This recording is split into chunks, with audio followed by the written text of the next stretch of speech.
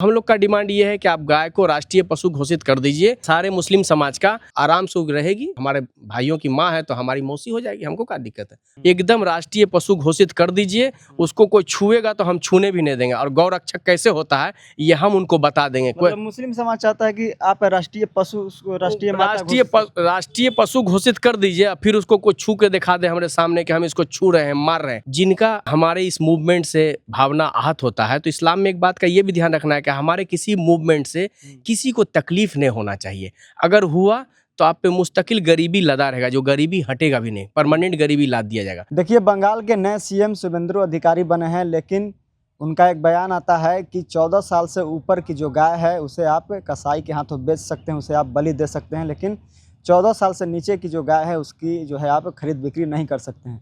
हमारे साथ सौद आलम हैं। कैसे देखते हैं 14 साल से ऊपर की गाय को बेचने की अनुमति सरकार दे रही है, वहीं दूसरी तरफ कई लोगों का सवाल है कि क्या 14 साल के बाद गाय जो है गौ माता नहीं होगी और 14 साल से पहले वो गौ माता हो जाएगी? देखिए, बात असल में ऐसा है कि 14 साल 13 साल का मसला नहीं। कैसे पता चलेगा कि कौन 13 साल की है, कौन 14 साल की है। तो उसमें सबसे बड़ा समस्या है लक्ष्मी का, पैसा का। जब उनको बेचने का खाड़ी देशों से जब यहाँ की कंपनियों का डील हुआ, अल कबीर है, बहुत सारी लगभग 30 कंपनी ऐसी है जो हमारे हिंदुस्तान से खाड़ी देशों में एक्सपोर्ट करती है। अच्छा, तो हिंदुस्तान से ही करते हैं? हाँ, हिंदुस्तान, यूपी उसका नंबर 1 अपना पूरी दुनिया में नंबर 1 एक्सपोर्टर है। और जितनी भी कंपनियां हैं सारी की सारी कंपनियां हिंदू है। लाखों गाय एक बार में करके सऊदी चला जाता है, अरब, कुवैत, बहरीन वगैरह जाता है यहाँ से पैक हो करके। हम लोग का डिमांड ये है कि आप गाय को राष्ट्रीय पशु घोषित कर दीजिए। न आप लोगों का डिमांड है? हाँ, सारे मुस्लिम समाज का। चूँकि हमारे जो भाई हैं, चाहे 10% या 2% लोग ऐसे हैं जिनका हमारे इस मूवमेंट से भावना आहत होता है। तो इस्लाम में एक बात का ये भी ध्यान रखना है कि हमारे किसी मूवमेंट से किसी को तकलीफ नहीं होना चाहिए। अगर हुआ तो आप पे मुस्तकिल गरीबी लदा रहेगा, जो गरीबी हटेगा भी नहीं, परमानेंट गरीबी लाद दिया जाएगा। तो इससे पता चलता है ना, मेरे गाय के से हमारे जो वतनी भाई है, जो हमारे साथ रहते हैं, होली दिवाली में हम लोग साथ उठते बैठते हैं, उनके भावनाओं को ठेस पहुंचेगा। तो सबसे आसान तरीका है कि अगर माना जाए हम खाना बंद कर दिए, ज़बह करना बंद कर दिए और खाड़ी देश में जाएगा तो भी कहीं ना कहीं उसको पता चलेगा। तो सरकार के सामने तो खुल के बोलने का हिम्मत है नहीं, लेकिन अंदर से कहीं ना कहीं उसका दिल दुखा रहेगा कि कोई हमारी माँ को ज़बह करके विदेश में बेच रहा है। तो ना हम खाएंगे और न किसी को बेचने देंगे। एकदम राष्ट्रीय पशु घोषित कर दीजिए। उसको कोई छुएगा तो हम छूने भी नहीं देंगे। और गौ रक्षक कैसे होता है ये हम उनको बता देंगे। मतलब मुस्लिम समाज चाहता है कि आप राष्ट्रीय पशु उसको राष्ट्रीय पशु घोषित कर दीजिए। फिर उसको कोई छू के दिखा दे हमारे सामने कि हम इसको छू रहे हैं, मार रहे हैं। गाय राष्ट्रीय पशु, राष्ट्रीय माता अगर घोषित हो जाती है तो मुस्लिम समाज उससे बलि नहीं करेंगे कभी। अरे करना तो दूर की बात है, हम उसके बारे में सोचना बंद कर देंगे। पूछे क्यों? हमारे कुरान में एक बात है कि जिस देश में आप रहते हैं उस देश का जो कानून है उसको नहीं तोड़ना है किसी कीमत पर। तो जब ये कानून बन गया कि हमारी जो राष्ट्रीय पशु है अब उसको करना जो है गैर कानूनी काम हो जाएगा, तो फिर हम उसको देखना भी बंद कर देंगे। भाई ठीक है, हाँ, लेकिन किसी को मारने पीटने नहीं देंगे। कोई चाहेगा भूखा करके मार दे तो उसको भूखा मारने भी नहीं देंगे, क्योंकि भूखा मारना भी ठीक नहीं है। अब आराम से रहेगी। हमारे भाइयों की माँ है तो हमारी मौसी हो जाएगी, हमको क्या दिक्कत है। आराम से घूमेगी फिरेगी, खाएगी पिएगी। लेकिन अब कई लोगों का सवाल है कि क्या 14 साल से पहले ही गाय को माता कहा जाएगा, 14 साल के बाद उसे माता नहीं कहा ये जाएगा? तो जब फंस गया ना बीजेपी वाला, चूंकि इनका जितनी भी कंपनियां हैं उनको 30-35% रॉयल्टी देती है, पार्टी फंड को चंदा देती है, कोई उससे ज़्यादा देती है। जैसे डॉक्टर लोग x ray, blood test, CT scan लिखता है ना, तो उसमें डॉक्टर लोग का रॉयल्टी छुपा रहता है, कहीं 30 कहीं 40%।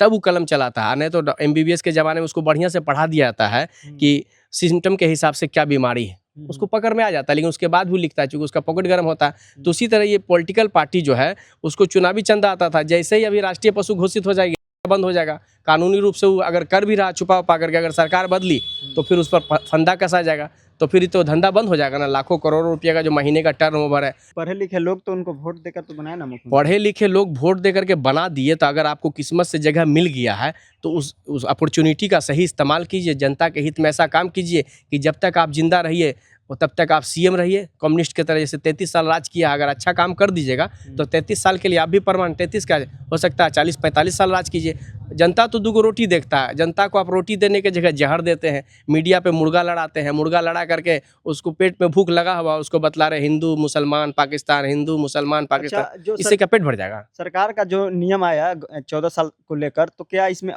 हिंदू हो या मुस्लिम सभी समाज को ऑप्शन मिल गया क्या? नहीं नहीं, कोई ऑप्शन नहीं है, ये उनको ऑप्शन है कि हम आराम से, हम जब कारखाना में बेचेंगे तो हम कह देंगे हम तो 14 साल की बेसिस वाली को बेच रहे हैं। अब हम का वहाँ पे उनका डेट ऑफ बर्थ लेकर के बैठे हुए हैं कि गाय कब पैदा ली है, कितने दिन की है। अब उनके मुंह में उनका जबान है, जो बोल देंगे वही सच हो जाएगा। तो ये सही ना है। बस राष्ट्रीय पशु घोषित कर दीजिए, इसी से देश का कल्याण होगा। और यहाँ जहाँ तहाँ जो लुच्चा लफंगा घूर रहा है, जहाँ तहाँ लोगों को पकड़ रहा मार रहा, उस पर भी थोड़ा लगाम लगेगा। अच्छा, योगी जी का भी एक बयान आया था कुछ दिन पहले कि मुस्लिम समाज के लोग जहाँ के तहाँ सड़क पे, कभी ट्रेन में, कभी प्लेटफॉर्म पे नमाज करने लगते हैं, तो क्या सही है? आप कैसे देखते हैं? हाँ, सड़क पे नमाज पढ़ने पर योगी जी के इस बात को हम पूर्णतः समर्थन करते हैं कि सड़क पे नमाज नहीं पढ़ना। आपको जरूरत है ईद बकरीद का नमाज को आप 2 टर्म में पढ़ लीजिए, एक राउंड आधा पढ़े, दूसरा राउंड आधा पढ़े। सड़क जाम नहीं करना। सड़क जाम करने के पीछे वजह ये होता है कि इस्लाम कहता है अगर सड़क पर इतना बड़ा ढेला है तो उसको हटा दीजिए, उसको सड़क साफ करके दीजिए। सड़क जाम करने का अच्छा, आपको जो लगता है कि ये लोग हमारे जो बतनी भाई हैं वो दुर्गा सरस्वती भसान वगैरह में 10-10 घंटा सड़क जाम किए रहते हैं, तो भैया पेट्रोल का काम ही आग लगाना, लेकिन बर्फ़ से आग लगे तो ये गलत बात ना है। उसका काम है, मोटो है सड़क जाम करना। हम देखे हैं पीएमसीएच के पास 10 ठो लड़का नाच रहा था और 4 ठो एम्बुलेंस खड़ा था, वहाँ पर प्रशासन खड़ी थी और थोड़ा दूर पे वो गाड़ी लगा हुआ है एम्बुलेंस, लेकिन उसमें उसी का भाई भतीजा है, लेकिन अंदर जाने नहीं दे रहा। मूर्ति भसान के समय? हाँ, मूर्ति भसान के समय में। अब उससे अरे भाई आपका काम पूजना है, पूज दीजिए। अच्छा, मूर्ति भसान में नाचने या रोड जाम करने क्या जो था? आप हर साल जो है हर जिला में 4-5 लड़का 13 से 16 साल का डूब के मरता है।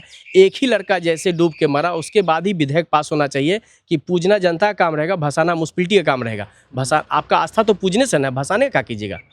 भसान के क्या कीजिए? जब हर साल मर रहा है लड़का, डूब के मर रहा है गरीब का बेटा, तो उसको बचाने के लिए कुछ प्लान कीजिएगा ना। जैसे ही डूब के मरने वालों की तादाद बेसी हुई, नाचने वालों की तादाद कम हुई और आपने उसको पुलिस प्रोटेक्शन दे करके रोड जाम करा करके, अच्छा रोड जाम कराइएगा तो हम कुछ नहीं बोलेंगे, लेकिन जो लोग को स्कूल जाना है, एयरपोर्ट जाना है, डॉक्टर खाना एम्बुलेंस में लेटा हुआ है और इसका नाचने वाले का कोई टाइम टेबल भी नहीं कि कितना देर नाचेगा। ये हो सकता है कि 10 घंटा नाचे, ये तो नहीं कि 5 मिनट के बाद खुल जाएगा चलो क्लियर हो जाएगा, ऐसा तो नहीं। नमाज वाला सिस्टम नहीं। तो मुसलमान हरगिज़ ये बात दिल में न रखे कि वो 10 घंटा जाम करता है इसलिए हम 5 मिनट जाम कर सकते हैं। तो ये तो वैसी बात होगी फला आदमी 10 को खून किया, हमें वो सिर फोड़ देंगे तो ठीक है। नहीं, खून करने वाले का सज़ा अपनी जगह है, सिर फोड़ने वाले की सज़ा अपनी जगह है। वो 10 घंटा जाम करता है करे, हम 1 मिनट के लिए सड़क जाम नहीं करेंगे, चूँकि हमारा आइडियोलॉजी जो है सड़क जाम करना नहीं, सड़क क्लियर करके देना। चूहा जो है वो गणेश जी की सवारी है, मूस बहुत अच्छी बात है, लेकिन घर में रहता है तो चूहा का दवा दे के मार ही देते हैं। सांप जो है शिव जी का कंठी माला है, लेकिन जहाँ मिलेगा जिंदा तो घेर के मारे दीजिएगा। तब मट्टी का चूहा है तो पूजनीय है, मट्टी का सांप है तो पूजनीय है, मट्टी की दुर्गा सरस्वती नारी शक्ति है तो पूजनीय है, जिंदा मिलेगा तो मार दीजिएगा।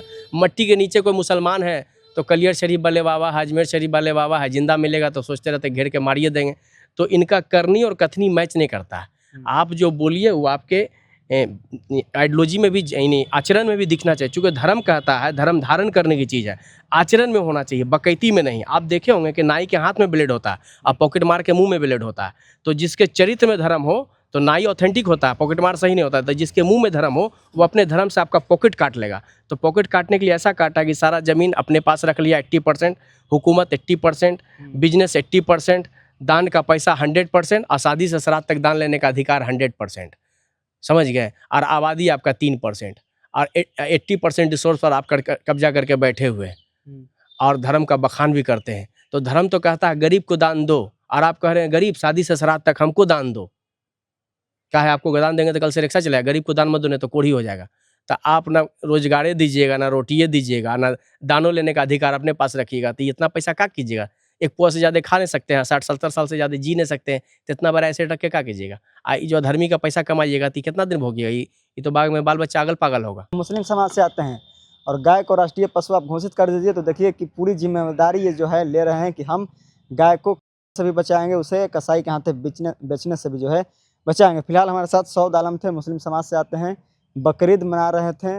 बकरीद के दौरान ही हमने इनसे कई मुद्दों पर बातचीत की है, तो इनके बातचीत को लेकर आप अपना राय हमें दे सकते हैं। बहुत बहुत धन्यवाद।